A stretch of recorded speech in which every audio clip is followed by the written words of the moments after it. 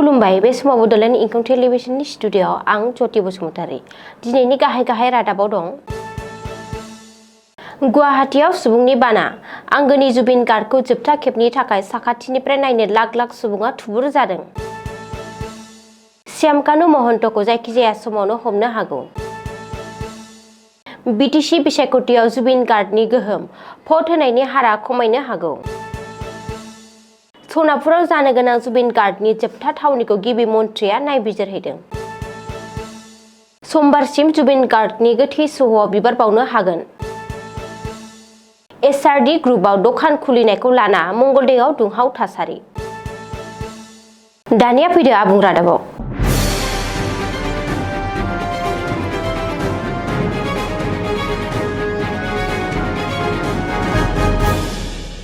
आसामनि हार्टथ्रब जुबिन गार्गआ आरो गैलिया बे बाथ्राखौ आसामबासिया रावबो गनायनानै लानो हायाखै। बयनिबो मोखाङाव दुखुनि साया आसाम नाङै जेरैबो जेथिंबो दुखुनि आबहावा थाबथानानै दं। सरासनस्रा सुबुंफोरनि जिउ राहा साफ्रोमबोनि मुजुरि मावनानै जाग्रा सुबुंफोरनिफ्राय लानानै अफिस कासारियाव साख्रि मावग्रा गासैबो जुबिन गार्डनि थाखाय दिनै गाबखांदों।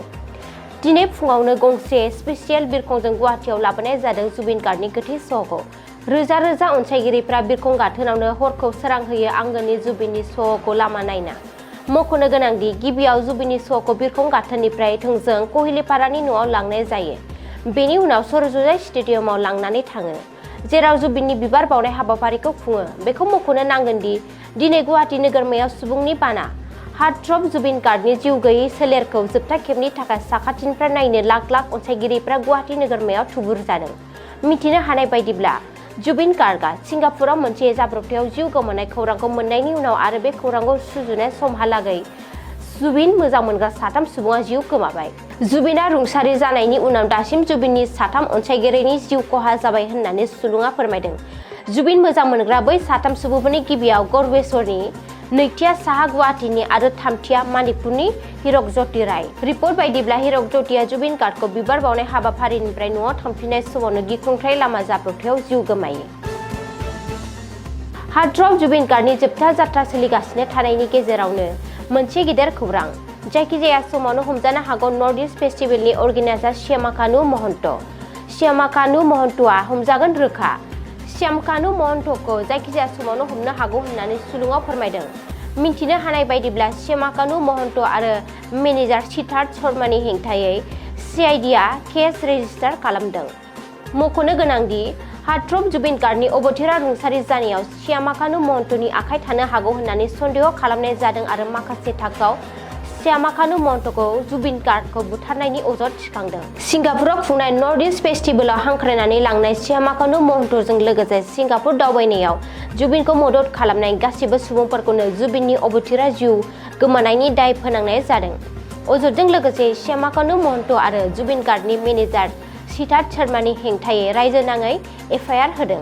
बबेखानि जुबिन गार्गनि जिउ गोमानायनि जाथायनि सायाव नायबिजिरनानै गिबि मन्थ्रि डक्टर हिमन्त बिश्व शर्मायाबो सिगाङावनो फोसावखांदों आरो श्यामकानुनि हेंथायै होनाय गासिबो केसखौ सिआइडिनो ट्रेन्सफार खालामनो बिथोन होदों। बेखौबो मख'नो नांगोनदि सनिबारखालि जुबिन गार्गनि गोथै सह'खौ सिंगापुरनिफ्राय एयार इन्डियानि बिरखंजों भारतआव लाबोदों। बे बिरखंआवनो दंमोन जुबिननि मेनेजार सिद्धार्थ शर्मा, जुबिननि फंबाय सन्दीपन गार्ग आरो जुबिननि मोजां सोमोन्दोआरि शिल्पी शेखराबो। नाथाय आथिखाल आसामनि थासारिखौ नायनानै बिसोर जुबिननि गोथै सह'जों लोगोसे दिल्लीनिफ्राय आसामाव फैफेयाखै। मिथिनो हानाय बायदिब्ला बिसोर 3बो दिल्लीनि गंसे हटेलाव दं। गुबुन फारसे गाहाय दायनिगिरि महरै अजद होजानाय नर्थ इस्ट फेस्टिभेलनि अर्गेनाइजार श्यामकानु महन्तआ सिंगापुरनिफ्रायनो भारतआव फैयाखै। बेनि सोलाय श्यामकानुखौ जुबिन गार्गनि हेंथायै बानबुंथि होनायखौ नुनो मोन्दों। जुबिन गार्गआ रेस्ट लानो थाखायसो गावनि गोसो बायदियै सिंगापुराव थांदोंमोन होननानै श्यामकानुआ बुंदों। मुंदांखा देंखोगिरि जुबिन गार्गआ आरो गैलिया दिनै जुबिन गार्गनि जोबथा बिदाय जात्रा। गुबुन फारसे गाबोन 22 सेप्तेम्बर खालि बिटिसि काउन्सिल बिसायख'थि। देग्लायनि बिटिसि बिसायख'थियाव जुबिन गार्गनि गोहोम गोग्लैगोन। मानोना बिटिआर ओनसोलनिफ्रायबो रोजा अनसायगिरिफ्रा जुबिननि जोबथा बिदाय जात्रायाव बाहागो लानो गुवाहाटीआव दंहैयो। मख'नो गोनांदि जुबिन गार्गआ अबथिरा रुंसारि जानायनि उनावनो बिटिसि बिसायख'थिनि बारा सुग्लायदों। जुबिना रुंसारि जानाय खौरां मोननाय लोगो गासिबो राजखान्थि हान्जाफोरानो गावबा गाव गावनि बिसायख'थियारि फोसावदिंनायखौ गेजेरावनो फोजोबदों। बिटिसि बिसायख'थिखौ लानानै गिबि समाव जेरैबायदि दुंहाव बार बारदोंमोन दा बेबायदि आबहावा गैया। बेनि अनगायैबो बिटिआरनि मोनबा जिल्लाफोरनिफ्रायबो रोजा रोजा लाइमोनफ्रा गुवाहाटि फारसे रावना होदों। दानि थासारिखौ नायोब्ला जुबिन गार्गखौ जोबथा बिदाय होनायाव गोबां लेट जानो हागौ। बेनिखायनो जुबिननि जोबथा बिदाय जाथ्रायाव थांनाय सुबुंफोरा दिनै हरसेखौ गुवाहाटियावनो थानांगौबो जानो हागौ। बेबायदियाव 22 सेप्तेम्बरनि बिटिसि बिसायख'थिनि भट होनायाव माखासे सुबुङा बाहागो लायाबो जानो हागौ।